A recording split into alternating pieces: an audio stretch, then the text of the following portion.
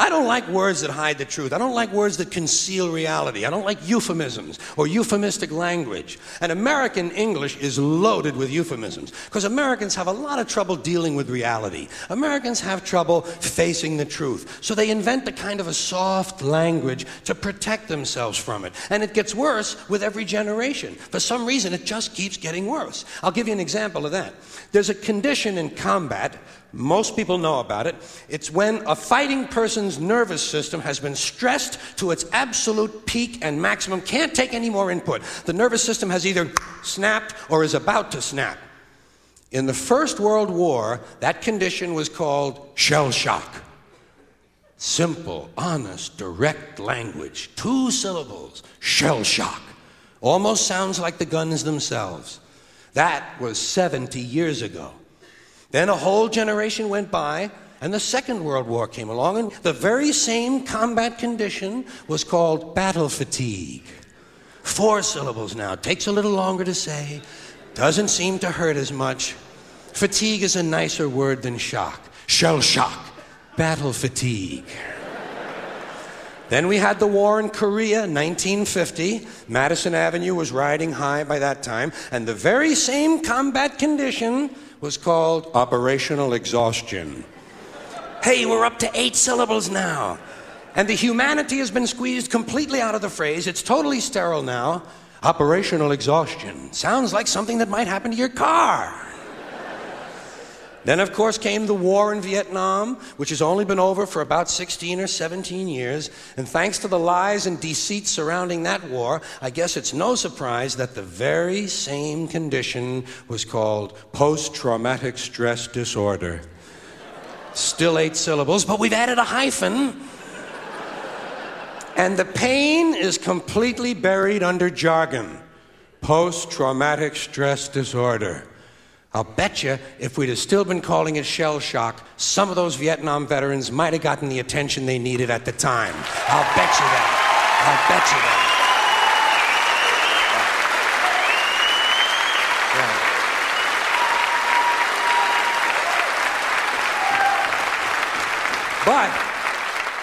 But it didn't happen. And one of the reasons is because we were using that soft language, that language that takes the life out of life. And it is a function of time. It does keep getting worse. Give you another example. Sometime during my life, toilet paper became bathroom tissue. I wasn't notified of this.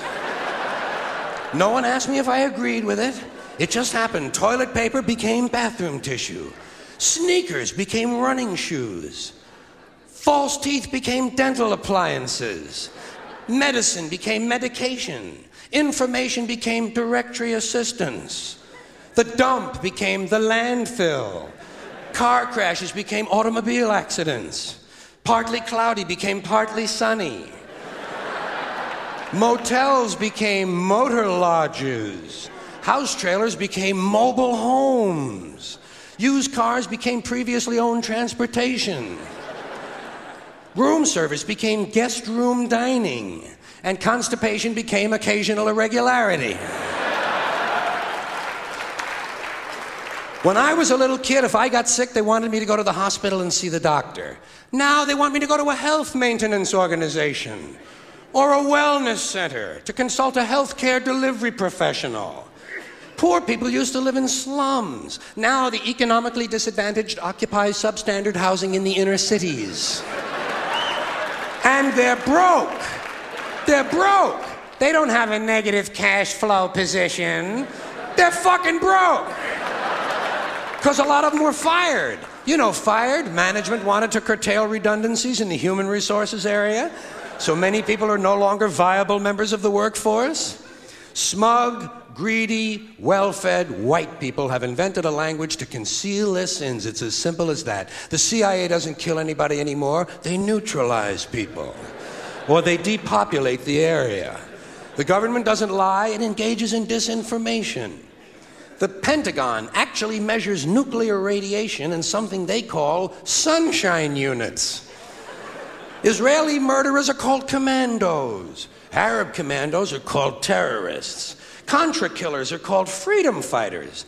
Well, if crime fighters fight crime and firefighters fight fire, what do freedom fighters fight? They never mention that part of it to us, do they? Never mention that part of it.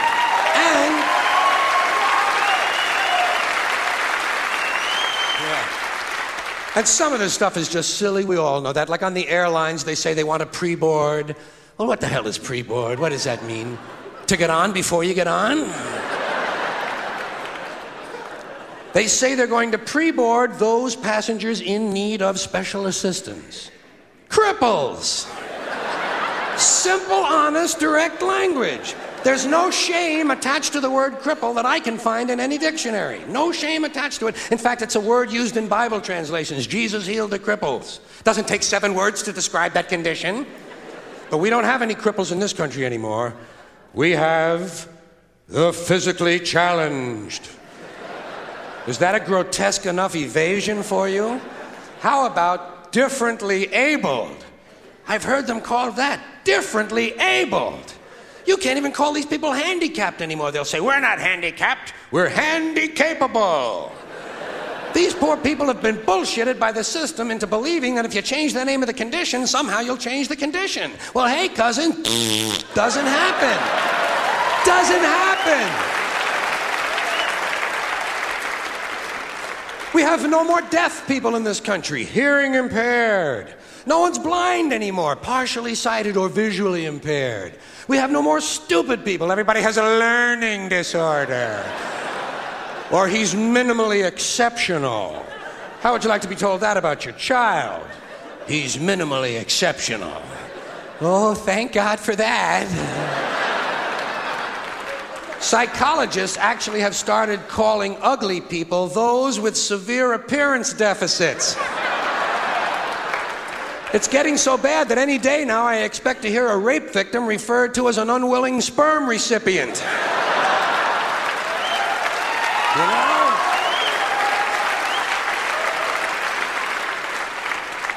And we have no more old people in this country. No more old people. We shipped them all away, and we brought in these senior citizens. Isn't that a typically American 20th century phrase? Bloodless, lifeless. No pulse in one of them. A senior citizen. But I've accepted that one. I've come to terms with it. I know it's here to stay. We'll never get rid of it. That's what they're going to be called, so I'll relax on that. But the one I do resist, the one I keep resisting, is when they look at an old guy and they'll say, look at him, Dan. He's 90 years young. Imagine the fear of aging that reveals. To not even be able to use the word old to describe someone, to have to use an antonym. And fear of aging is natural, it's universal, isn't it? We all have that. No one wants to get old, no one wants to die, but we do. So we bullshit ourselves. I started bullshitting myself when I got to my 40s. As soon as I was in my 40s, I'd look in the mirror and I'd say, well, I guess I'm getting older. Older sounds a little better than old, doesn't it? Sounds like it might even last a little longer. Bullshit, I'm getting old. And it's okay, because thanks to our fear of death in this country, I won't have to die. I'll pass away.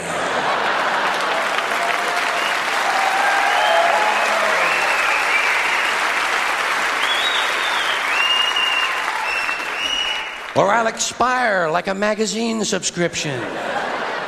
If it happens in the hospital, they'll call it a terminal episode. The insurance company will refer to it as negative patient care outcome.